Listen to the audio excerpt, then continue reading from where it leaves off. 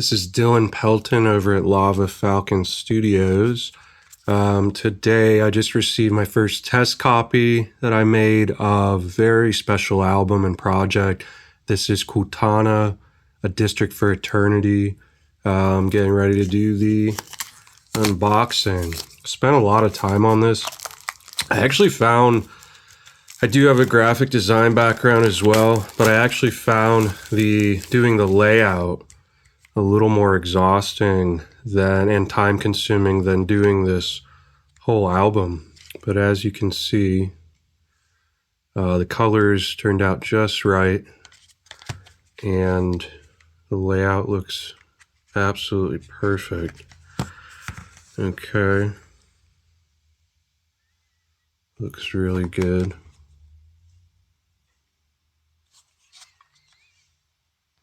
Excellent. Now, this is a slipcase with a 12-page booklet, and I won't reveal all of it, but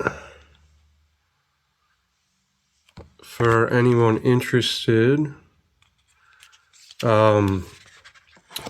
this album is something of a tribute. Let's see, hold on. I want to see how the CD turned out.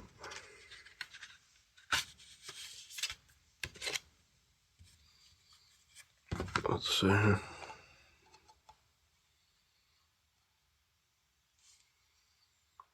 Oh, pretty good. It's a little hard to see in this lighting. Looks good. Cool. So, a little bit of info about this album. This was something of obviously more than just a musical journal, but, I've spent 23 plus years involved in a lot of different forms of Satanism from age 12 or so. I'm now 35. And I went through a lot of different initiatory schools, started with like Levay, Temple of Set, Dragon Rouge. Just kept going and going, always chasing this very palpable, sentient presence that was both maybe an extension of my most authentic self, but certainly something other than myself. And for a long time, I called that Satan, which is I have a very complex relationship to this entity, which no longer quite requires a name. But in any case, the culmination of my initiation resulted in, doing nothing but these sort of chaos magic chant rituals I created. And, I was doing those for months without sleep, 7 or so days at a time, until I eventually had a total breakdown, lost my mind, and went through a very dangerous and life-threatening journey that I have not quite recovered from, and am recovering from. But so this CD, right, has some interesting stuff in it. I decided, in addition to trying, kind of paying homage to those experiences, because I've tried to describe them, but because they're so interior and personal, I don't think a lot of people can really even conceptualize what the singularity that emerges from a highly condensed traumatic experience that can't really be reconstructed in natural language. I don't think a lot of people can relate to that in any kind of really meaningful way. So out of frustration, I don't really talk about these. There was some need to feel like maybe through the validation of others to some degree that and maybe all that suffering and near-death experiences and losing several loved ones in the process who actually died. Through all the trauma, I just wanted to feel like it meant something, that it wasn't all for nothing. And of course I do, but I long ago gave up to a large extent on the need for that external validation, and just came to sit with the fact that some trauma has no resolution. In fact, most does not. But anyway, this CD is both a musical and very visceral tribute to those experiences and the entities I encountered and continue to live with in a very loving way to this day. But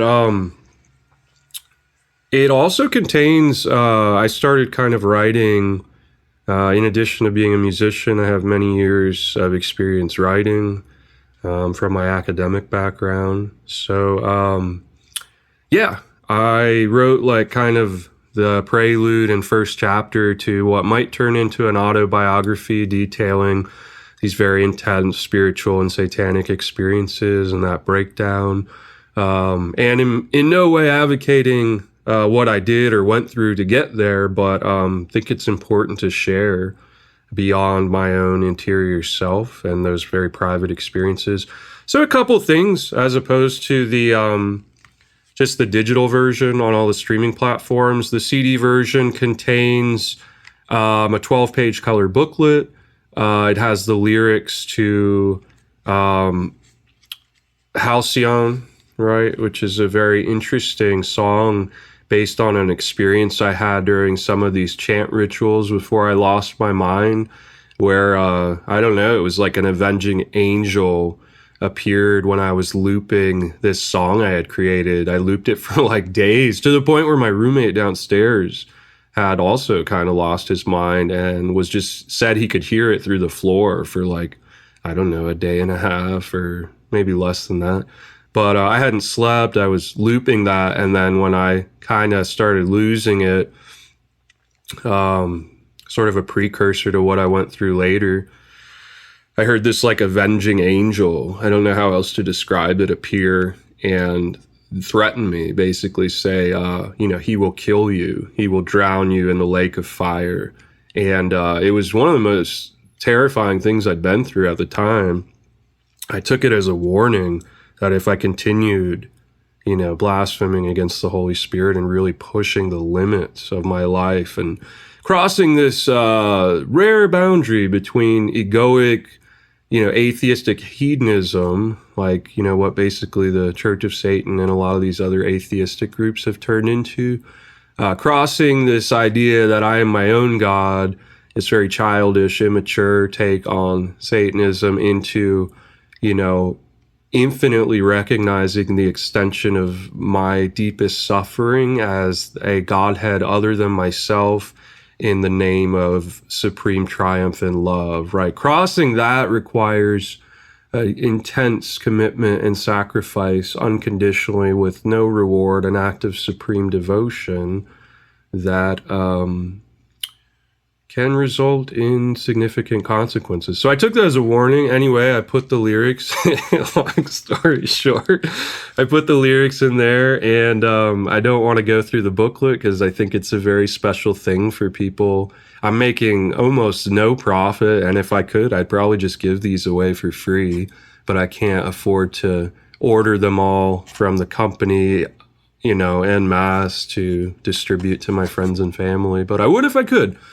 Maybe one day I will. But for those who care to have this very special copy, it does have some of my autobiography for anyone who's kind of tread a similar path, left-hand path, Satanism. I don't really call it any of those things, but the primitive form or shape of those interior condensed singularities of experience. I, from, pre-teen years, still very much identify with the term Satan, even though I don't always, it's blossomed in through my initiation into something I don't really give a name, but that's maybe one of the closer ones, though I have another. that I'm not going to share right now. Anyway, long story short, I have the gift of gab here, but very special album, some of the autobiography on here, and I think it's a really cool piece, and I'm so pleased. You wouldn't believe what a pain in the butt it is to center this and vectorize it in Illustrator and Photoshop and convert 16-bit RGB to CMYK and the countless errors you have to troubleshoot. I mean, good God, man. It's the first song on here, A Man Without a Heart, Satan's Grace is an Act of Love. That took me a month working 12 to 14 hours each session straight. It turned out to be like 150 plus tracks in Cubase, and that was less exhausting and less work than doing this layout. I like graphic design, but I am first and foremost a musician and a sound engineer and a creative, and I find it much more enjoyable to do the music. That said, this was important. So anyway, this is going to be available soon. I will put this up for sale in the near future through the company I pressed these through. And just FYI, the vinyl has been finished. It's being cut. I did a special remaster of each of these songs for vinyl. Nothing too dramatic, just, you know, I wanted to make sure it pressed correctly, so there are some things you have to do to do that. A lot of people don't know how to master vinyl, but there you go. So that should turn out very well, and that'll be available soon too. I am just waiting for them to cut the first copy and send me a test copy so I can test it on my turntable. Anyway, that's it. Keep an eye out. I will post when this becomes available. Most likely we'll make a YouTube video.